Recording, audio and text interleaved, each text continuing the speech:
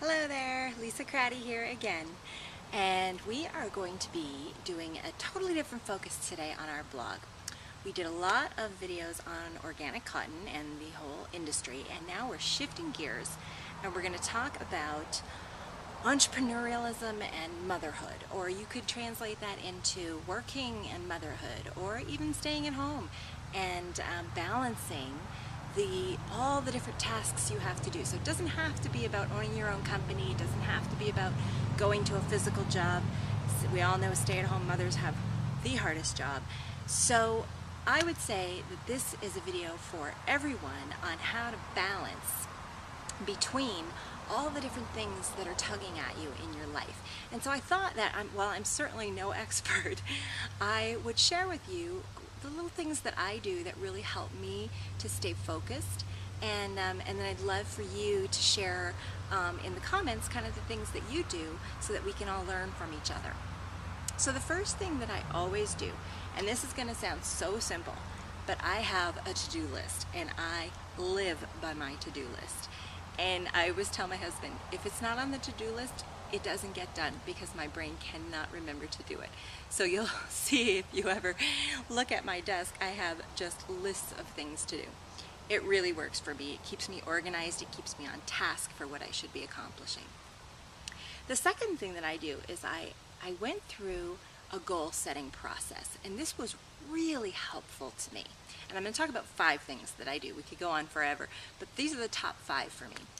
So the second thing is setting goals, and with the goal setting, what I did was I took my top 5 or 6, it could be more for you, it could be less, the things that I really wanted to be in my life, that were an important part of my life.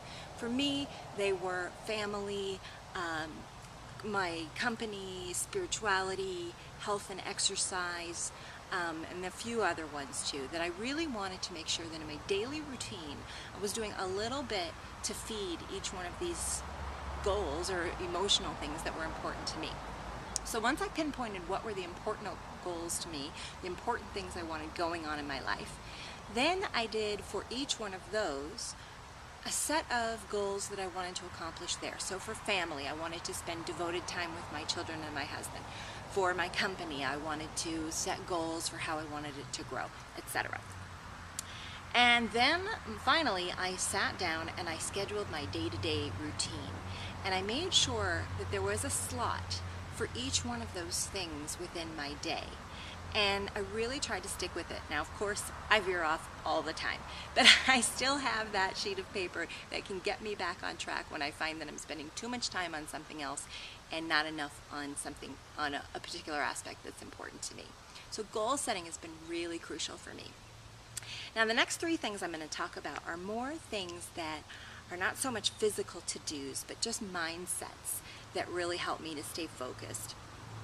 And one of those is just being present wherever you are. And this gets overused a lot, but it's really powerful. And I think we probably all had the situation where you're either with your kids and you're thinking about work, or you're at work and all of a sudden your mind wanders off and you say, I wonder what I should cook for the kids for dinner tonight, or something along those lines, and all of a sudden you're like, whoa, where did I go? So really trying to focus on being present in the moment where you are. And so when you're playing with your kids, you're totally there with them. When you're working, you're totally committed to that. And that can apply to any other aspect in your life. The other thing that I do is I work really hard at trying to let go of the things that I cannot control.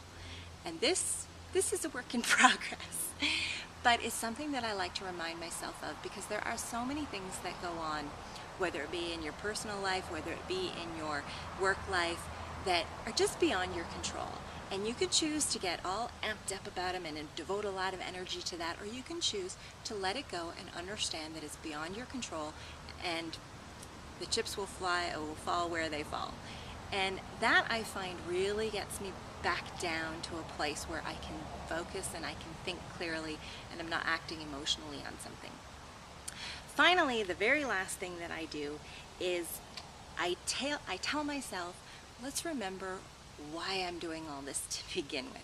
In other words, going back to the basics. Why did I start this company? Because I really had a mission to teach people about organics, and I had a mission to do something that was important to me, important to the world, important to my kids. And so when I get stressed out, I just go back to that place of why am I doing all of this?